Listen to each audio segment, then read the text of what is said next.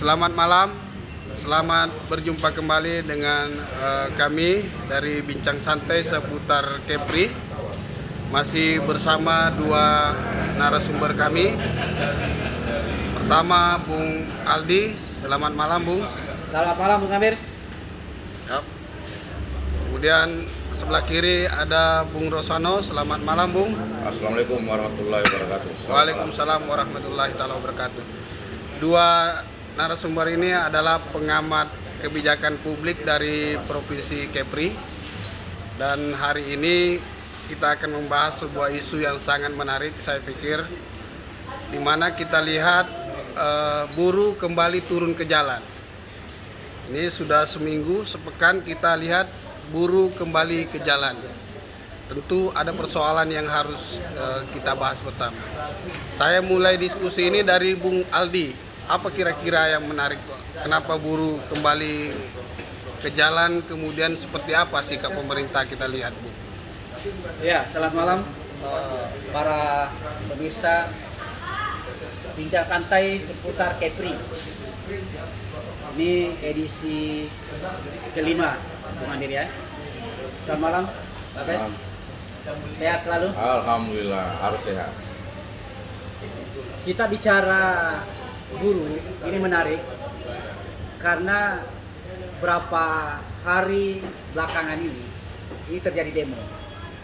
Artinya ada sesuatu yang miss antara pemerintah daerah, khususnya Pemprov Kepri, dengan kawan-kawan dari buruh.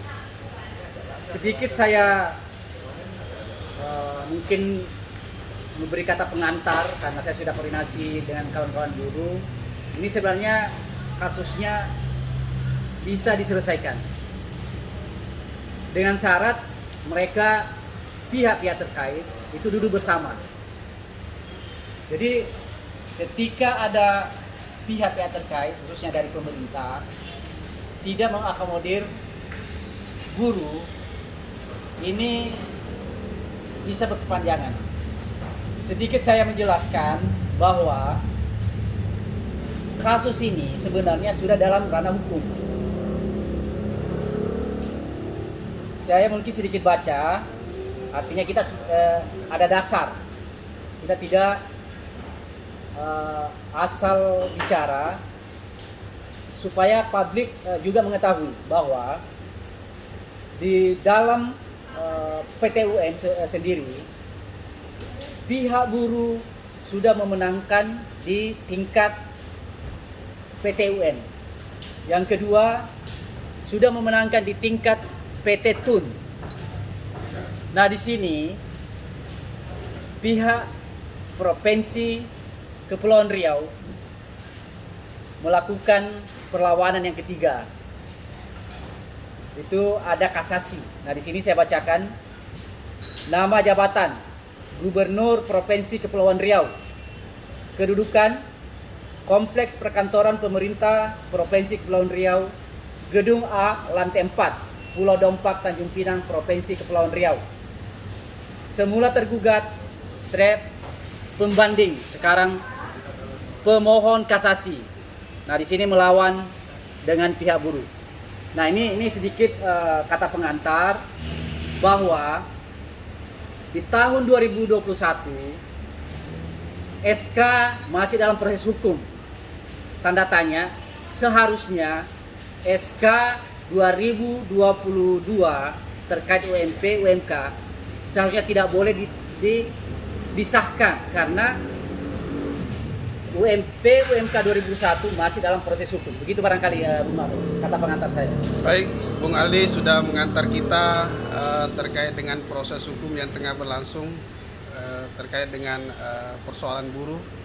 Barangkali Bung Rosano bisa memberikan sedikit penajaman terkait dengan kenapa sampai hari ini kita lihat gubernur atau pihak terkait belum turun ke masyarakat atau ke buruh, menemui buruh. Apa sebenarnya persoalannya, Bung Rosano? Bagaimana analisanya? Ya, Assalamualaikum warahmatullahi wabarakatuh. Selamat malam teman-teman pemirsa kanal YouTube Rosano Tes Ombak.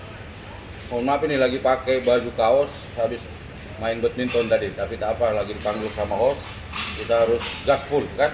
Bukan begitu Pak Aldi? Jadi bicara masalah buruh ini, sampai kiamat buruh di Indonesia selalu danaktirikan. Itu yang pertama dikatakan. Kenapa begitu? Kita selalu ketinggalan zaman oleh negara-negara luar. Kita ambil contoh ya, saya pernah di Jepang itu 14 bulan. Waktu kami di sana itu saya ada training center untuk mengamati bagaimana buruh di negara-negara adidaya, adikuasa, sehingga mereka bisa sejahtera. Nah, negara-negara luar, buruh ini menjadi anak kandung nomor 1 di bangsa mereka sendiri. Tapi di Indonesia, mohon maaf, buruh dianggap anak tiri, bahkan terasing di negeri sendiri. Contoh misalkan, kita di Jepang. Di Jepang itu kan 26 hari kerja dalam 1 bulan, 30 hari. Di sana mulai makan, garam, cabai, semua dihitung, telur, beras, indomie, semua dihitung. Dikali makan 3 kali, misalkan makan 3 kali, per 1 kali makan 10.000 ya. Dikali 10.000. Nah di sini enggak.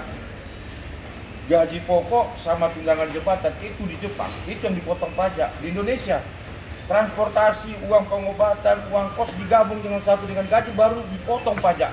Ini aja negara sudah menganggap buruh itu sudah seperti Romusa ya, sudah diperas, diambil semua lagi ke pendapatan dia per bulan. Ini yang saya mengatakan dari dulu, sudah sampaikan ke pemerintah pusat bahwa tolong ini menjadi atensi berat, terutama dinas tenaga kerja. Setiap perusahaan yang masuk, misalkan dari luar, negara luar, PNA, asing, investor ya, harus berhadapan dengan pemerintah, gubernur contoh.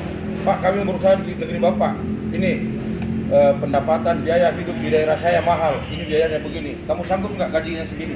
Harus itulah yang mereka sampaikan, bukan cuma asal ngomong-ngomong kayak ini. Jadi masalah buruh tidak pernah akan habis ketika negara ini tidak menjadikan buruh itu sebagai anak kandung itu sendiri. Nah itu, nah kita di Indonesia coba lihat, tiap tahun pasti demo.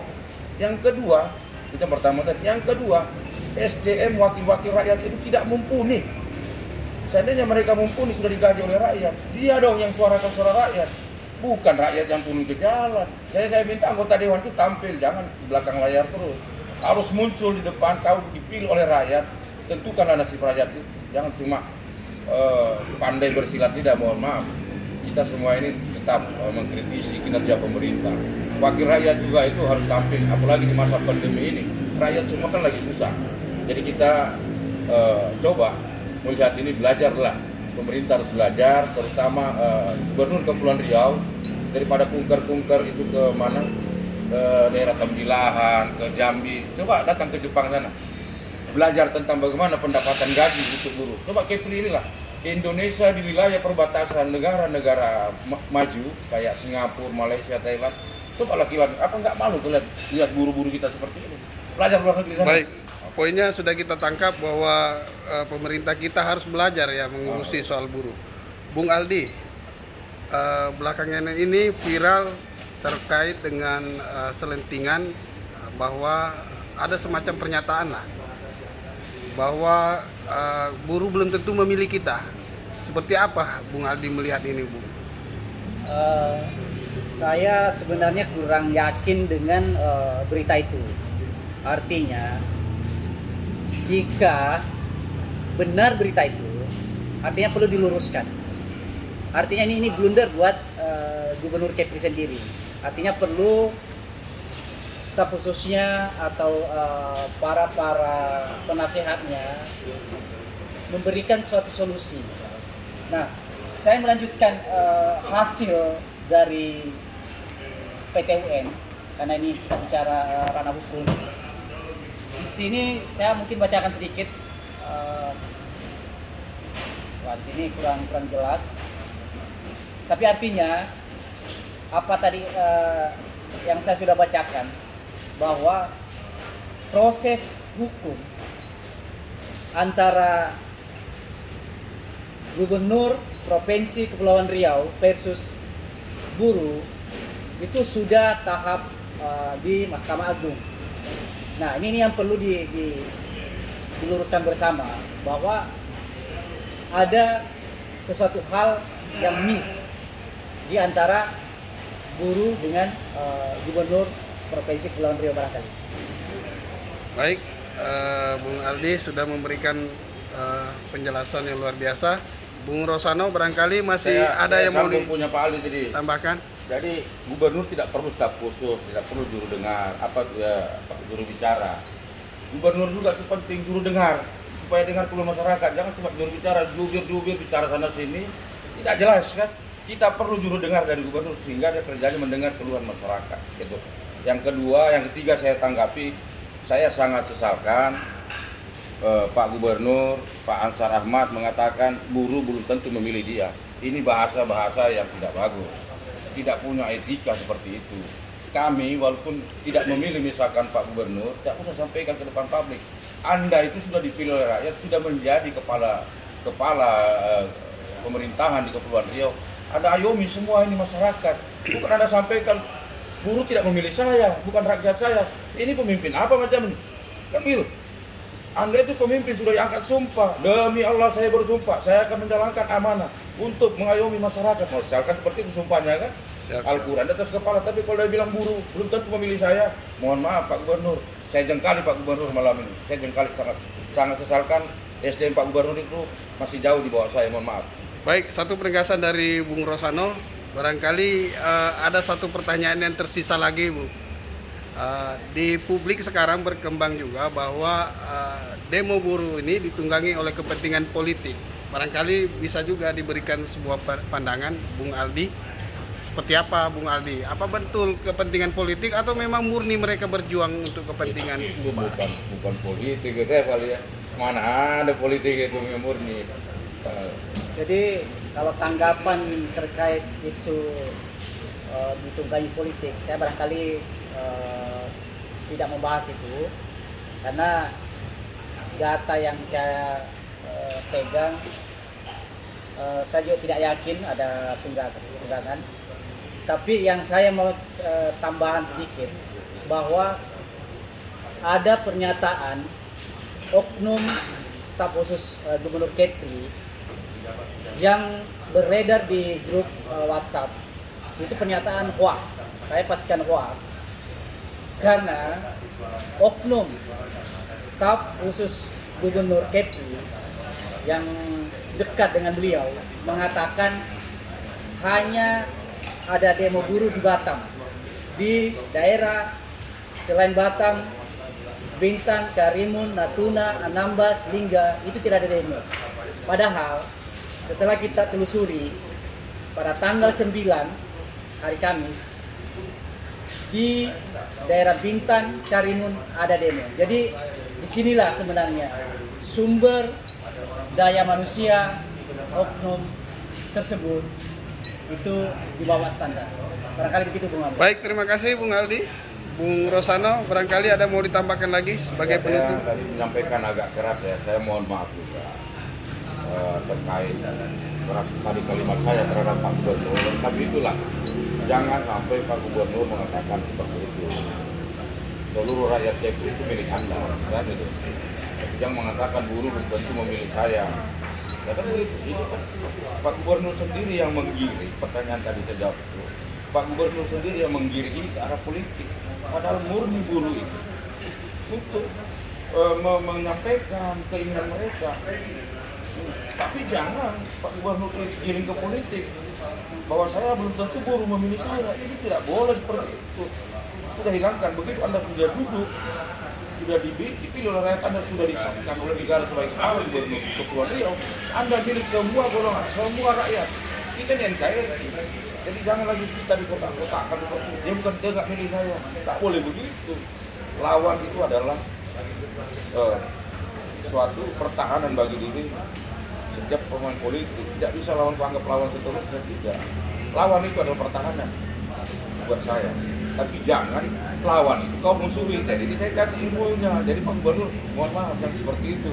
Kita tetap dalam kerangka saya sebagai rakyat, kita tetap hormat kepada pimpinan Gubernur, Bupati, Wali Kota, kita hormat. Karena sudah diakui oleh undang-undang bahwa setiap kepala daerah yang menang pemilu harus kita mengakui kemenangan itu, tidak bisa tidak. Baik, terima kasih. Barangkali sudah cukup Jelas apa yang disampaikan dua narasumber kita, pengamat publik dari Provinsi Kepri ini. Selamat berjumpa kembali dan kita akan berjumpa di edisi selanjutnya. Saya pastikan edisi yang lebih hot lagi. Terima kasih.